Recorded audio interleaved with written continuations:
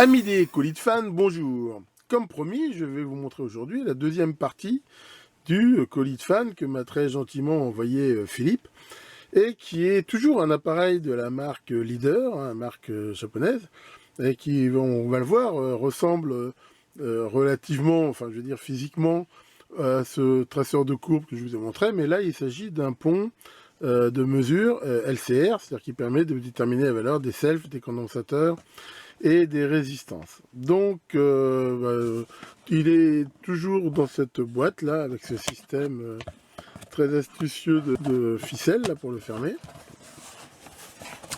Et à l'intérieur, nous avons la notice en anglais, une traduction faite à la machine en français, l'appareil en lui-même que je vais sortir. Et le voici, on va le regarder de plus près. Et il y a aussi avec un écouteur, qu'on appelait des écouteurs cristal. Donc ça permet éventuellement, pour les quand on a un signal alternatif, d'écouter le 0. Et ce câble-là qui permet éventuellement de mettre un signal extérieur. Alors si on regarde cet appareil, qui a priori, donc comme on peut le voir, à peu près un boîtier qui est très semblable à l'autre. Il y a ici cette trappe qui permet de mettre une pile 9 volts pour l'alimenter. Et on retrouve plusieurs parties, donc ce potentiomètre de précision, avec, comme on peut voir, là, ce compteur mécanique, qui lui va permettre donc de déterminer la valeur des condensateurs, des résistances ou autres, de façon très précise. On a là le sélecteur qui permet de dire qu'est-ce qu'on mesure. Donc est-ce qu'on mesure du résistance, condensateur ou self. La source, donc soit on a une source courant continu pour les résistances, soit alternative pour les résistances, les condensateurs ou les selfs. Là, on a ce potentiomètre là, gradué, qui va permettre soit de mesurer le coefficient de qualité ou celui, le D là, des condensateurs, et éventuellement, grâce à une formule, de déterminer le SR. Là, on a donc l'endroit où on va pouvoir brancher les composants que l'on veut mesurer, sachant que l'on peut aussi mettre une garde.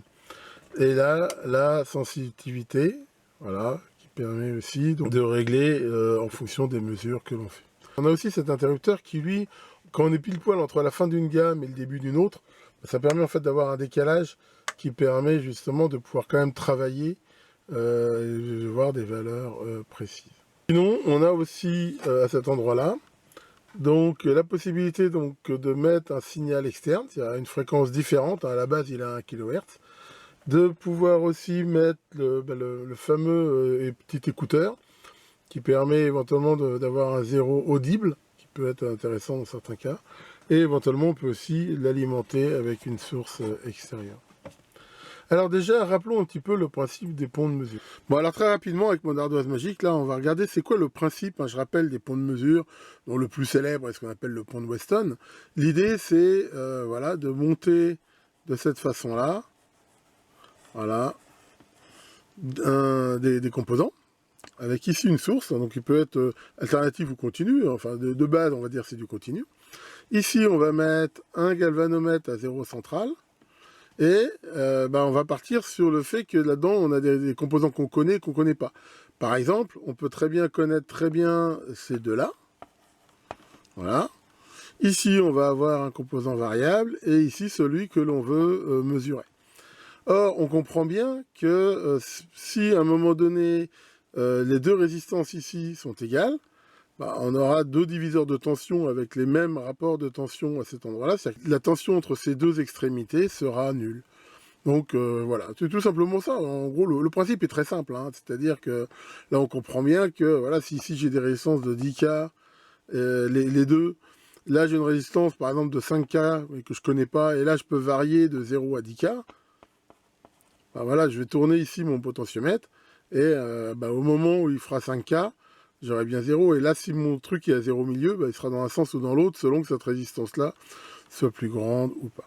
Donc voilà le principe des ponts. Donc derrière, si on a ici ce qu'on va retrouver sur l'appareil, là, un potentiomètre qui est très bien étalonné, et là différentes valeurs en fonction des gammes de mesure, on va pouvoir mesurer donc différents composants.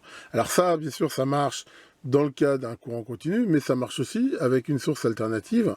Et à ce moment-là, on va pouvoir mesurer des impédances qui sont donc soit des impédances donc de self ou de condensateur. Et dans la mesure où il y a bien sûr une relation connue sur l'impédance d'une self ou d'un condensateur en fonction de la fréquence, et que la fréquence ici est fixe, bah, de la même manière, une fois que c'est étalonné, on va pouvoir retrouver les valeurs. Donc c'est comme ça que ça fonctionne. Alors sachant que ce qui complique un petit peu, en effet, c'est que quand on veut voir mesurer le coefficient de qualité ou de perte, voilà, il y a quelques petits artifices en plus, mais voilà, je ne vais pas rentrer dans le détail.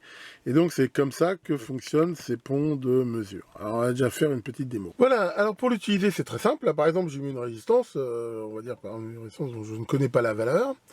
Donc je me mets en position résistance, là je peux me mettre en position courant continu, ce sera plus simple. Et donc je mets le biniou en route, et là on peut voir que j'ai mon aiguille qui me montre déjà voilà si je suis en dessus ou en dessous. Voilà, là on voit par exemple que là je suis plutôt supérieur, on voit l'aiguille qui va à gauche, là je suis en dessous, donc là c'est plutôt bon, et maintenant il faut que je trouve... là, voilà, là on voit que on arrive près d'une partie où l'aiguille arrive à 0. Donc là je peux augmenter la sensitivité. Voilà, là je suis au maximum. Et le but est de régler comme ça de façon à ce que l'aiguille soit pile sur le 0. À ce moment-là, je peux lire ici la valeur, et là je lis que c'est 1,97. Donc là je suis sur la gamme 1 kΩ, et donc ma résistance fait 1,97 K. Et si on regarde, c'est bien une résistance de 2 K. Et c'est ma foi plutôt bon. Et d'ailleurs, si je veux maintenant vérifier avec un appareil plus moderne, voilà, je la mets ici et je me mets en position contrôle résistance continue. Voilà. On peut voir que je trouve 1,95. Bon là, il me trouvait 1,97. On va dire c'est plutôt bon, hein, on va dire dans l'ensemble. Alors on peut aussi noter que, donc là la mesure se fait en continu. Quand on va faire une mesure en alternatif, donc on peut le faire aussi sur la résistance, à ce moment-là on n'a plus la notion ici de sens. C'est-à-dire que la seule notion qu'on va pouvoir avoir au niveau du galvanomètre, c'est d'être le plus près possible du minimum.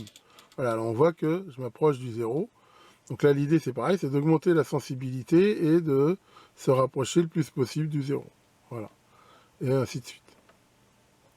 Voilà, sachant qu'on ne l'atteint pas forcément complètement, hein, c'est moins précis à la mesure où il y a aussi de la désinductance, des kappa parasites, des choses comme ça. Donc voilà, ça c'est pour la mesure donc d'une résistance. Alors maintenant, on va mesurer justement un condensateur. Donc là, en condensateur, on se met forcément, bien sûr, en alternatif. On se met ici en position condensateur. Ça, au début, on le met à 0. Et là, pareil, l'idée, ça va être d'essayer de trouver là où on a le minimum de valeur. Et en augmentant après la sensitivité, bien sûr. On voit que c'est relativement laborieux. Et voilà, là on voit par exemple que ça diminue vers le 0. Voilà, donc là j'augmente. L'idée, ça va être de trouver le minimum. Et voilà, là on voit que j'arrive à le trouver relativement bien. Voilà, comme ça. Donc on continue d'augmenter la sensitivité pour trouver le minimum possible.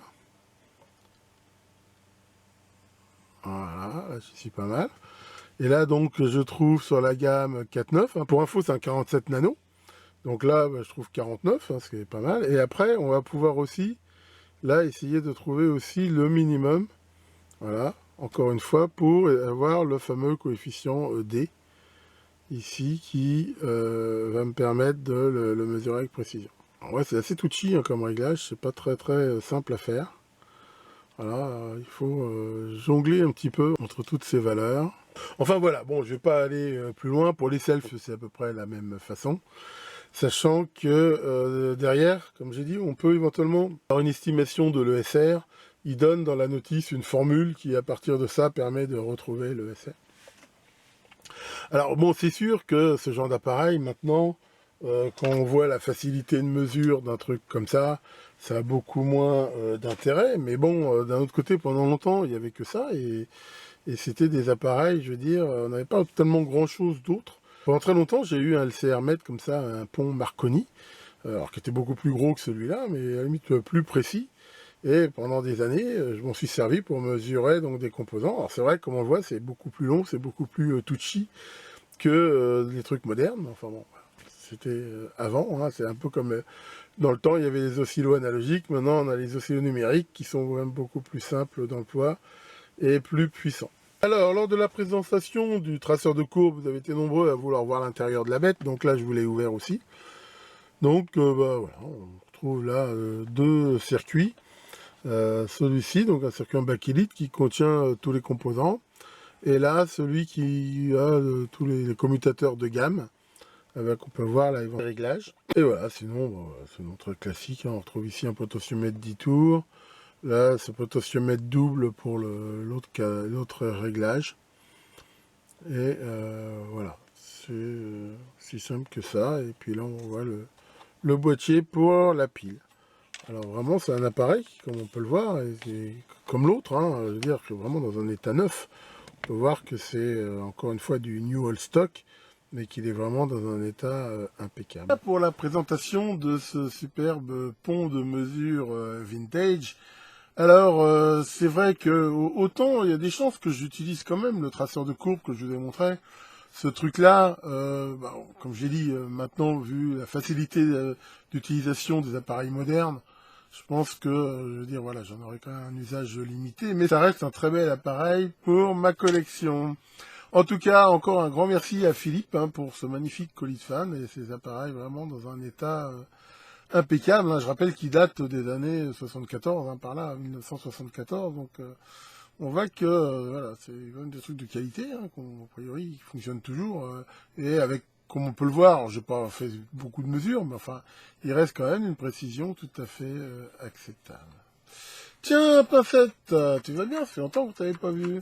Qu'est-ce que tu dis? Tu veux savoir? Oui, Maurice. Alors, j'en ai absolument aucune idée. Hein. Je vais t'avouer un truc. Hein. Il n'y a qu'une seule catégorie de femmes qui savent toujours où sont leurs maris.